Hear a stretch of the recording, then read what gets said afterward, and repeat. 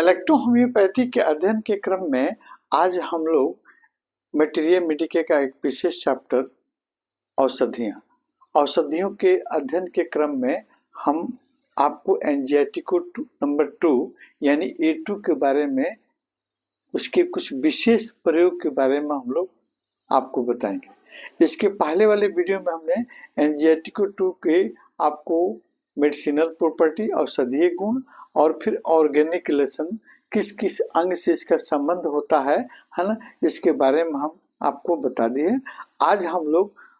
Anxiety को number 2 के कुछ स्पेशल गुण, कुछ विशेष गुण किन किन रोगों में हम इसको प्रयोग करते हैं, इस पर हम चर्चा करेंगे। तो आज हम एंजाइटी को नंबर 2 का एक स्पेशल प्रयोग आपको वेनस थ्रोम्बोसिस है ना, वेनस थ्रोम्बोसिस पर वेनस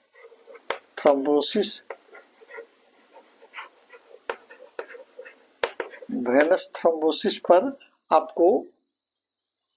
A2 का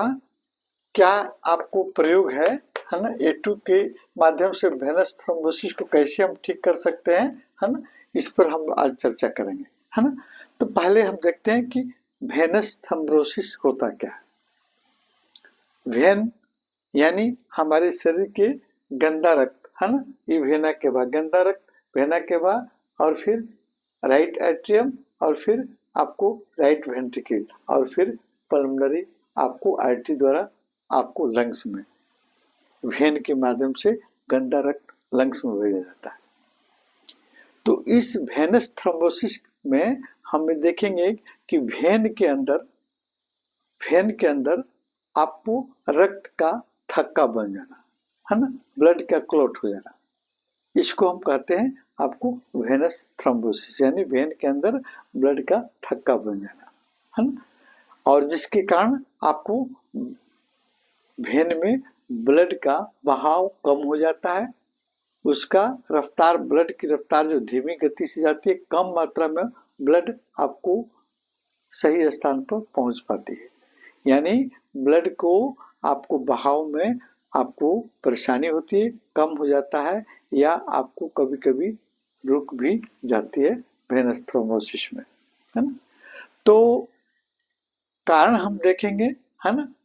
कारण क्या क्या हो सकता है वेनस थ्रोम्बोसिस का। सबसे पहला कारण होगा कि अगर किसी को चोट लग जाए है ना, तो चोट लग जाने के बाद में आपको वहां आपका ब्लड जम जाता है। तो वेन पर अगर चोट लगता है तो वहां वेन में ब्लड जम जाएगा, तो वेनस आपको क्लोट, वेन उसमें ब्लड क्लोट हो जाएगा, जमेगा, तो उसको हम वेनस थ्रोम्बोसिस कहेंगे। या कभी कभी जो लंबे समय तक हम बिछावन में पड़े रहते हैं है ना, या बैठे रहते हैं, तो उस समय भी आपका ब्लड जो है आपके वेन में रुका रहता है, तो वहां फिर आपको ब्लड क्लॉट होने की संभावना बन जाती है। कभी कभी खून आपका गाढ़ा हो गया, ब्लड गाढ़ा हो गया, जैसे ब्लड का आपका सबसे इम्पोर्टेंट भाग प्लाज्मा, जिसमें आपको 90% जल होता है, अगर ब्लड आपका गाढ़ा हो गया ड्यू टू डिहाइड्रेशन, यानी आपके शरीर में पानी की कमी हो गई और ब्लड आपका गाढ़ा हो गया, तो उस समय भी आपको खून गाढ़ा होने के बाद में ब्लड जमने की संभावना आपको हो जाती है। वेन में चोट लग जाने के कारण हुआ है ना, फ्रैक्चर टूट गया, उसके चलते या सर्जरी के बाद में बिछावन पर बहुत दिन तक व्यक्ति पड़ा रहता है, उसमें एक्टिविटी कोई नहीं रहती है, पैर चला नहीं सकता है, घूम फिर नहीं सकता है, तो वहाँ ब्लड का फ्लो कम हो जाता है, धीरे धीरे ब्लड वेन में आपको जमने लगा, जमा होने लगा, वहाँ क्लॉट बन सकती है। गर्भावस्था में या प्रसव के बाद में भी आपको अक्सर आपको ये वेन में आपको ब्लड क्लॉटिंग होने की संभावना बनती है। नेचुरली प्रेगनेंसी पीरियड में प्रकृति के हिसाब से ही आपको उसमें ब्लड क्लॉटिंग की क्षमता आपको बढ़ जाती है ना, लेकिन कभी कभी घातक भी हो जाती है। अगर ब्लड ज़्यादा जम गया तो फिर परेशानी बढ़ सकती है, लेकिन नेचुरली होती है ना। और कभी कभी जो होता है क्या है कि आपको यूट्रस का जब साइज बढ़ जाता है तो पेल्विक रीजन में जो आपको वेन रहते हैं उस पर उसका प्रेशर पड़ता है, दबाव पड़ता है, और फिर आपको इन्फीरियर वेना केवा के माध्यम से ब्लड आपको जो हार्ट में भेजे जा रहे हैं उस पर भी आपको यूट्रस का प्रेशर पड़ता है, और फिर पैरों की तरफ से ब्लड ऊपर जाने में, हार्ट की ओर जाने में आपको परेशानी होती है ना, बहाव कम हो जाती है, और जिसके चलते भी आपको वहाँ खून का थक्का बनने की संभावना बन जाती है। प्रेगनेंसी पीरियड में चलने फिरने में भी कठिनाई होती है, कम चलती फिरती हैं महिलाएं, जिसके चलते भी ब्लड वहाँ जमते जमते धीरे धीरे आपको क्लॉट होने लगता है। सर्जरी के बाद लंबे समय तक बेड पर पड़े रहने के कारण भी आपको ब्लड जमने की क्षमता आपको प्रबल हो जाती है। लक्षण क्या क्या देखने को मिलते हैं? तो जब आपको ज्यादातर हम करें पैरों में, है ना, पैरों में इस तरह की आपको ब्लड जमने की आपको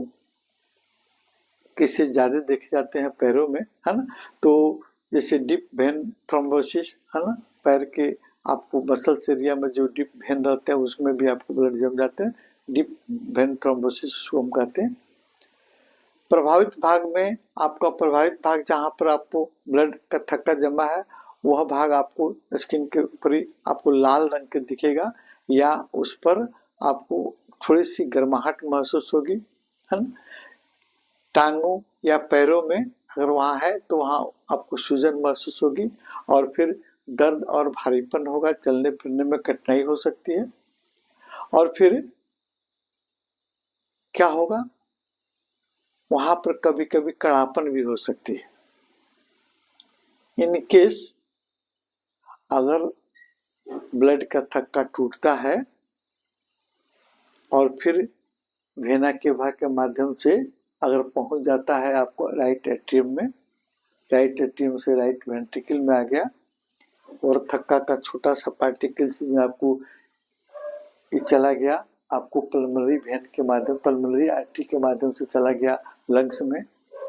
वहाँ अगर वो रुक गया तो फिर और आपको घटना घट सकती है। ये उसके बाद वहाँ आपको जमने के बाद में वहाँ पर क्या हो सकता है, आपको सांस लेने में कठिनाई हो सकती है, तेजी से सांस चलेगी, है ना, आपको खांसी आ सकती है, खांसी में ब्लड आ सकता है ना, सीना में दर्द हो सकता है ना। तो ये आपका वेनस आपको थ्रोम्बोसिस में आपका एंजियाटिको नंबर 2, है ना, A2 जो औषधि है आप फर्स्ट डायल्यूशन में आप देकर, है ना, उस थ्रोम्बोसिस को आप तोड़ सकते हैं, डिजोल्व कर सकते हैं, है ना। और फिर उसमें कभी कभी लाइटर डायल्यूशन की भी आवश्यकता पड़ती है, हायर डायल्यूशन की भी आवश्यकता पड़ती है, देकर आप तोड़ सकते हैं। दूसरा आपको होता है, इसका आपको एंजाइटिको नंबर 2 का एक और स्पेशल आपको गुण है जो हम अगले वीडियो में आपको बताएंगे।